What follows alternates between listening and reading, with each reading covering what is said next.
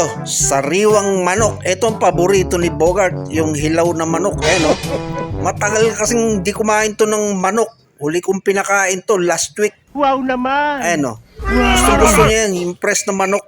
Pero mas gusto niya pag niluto mo, yung may sarsa, yung mga adobo, yan. Gusto niya yan.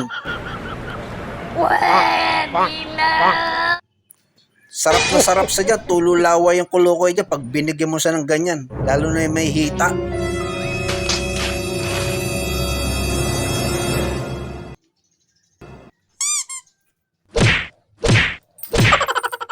Lakas kumain to ng manok. Kahit isang buong manok, ibigay mo sa kanya. Basta wag mo lang siya pakainin ng umaga, hapon bigyan mo siya ng isang buong manok. Kaya niyang ubusin yan.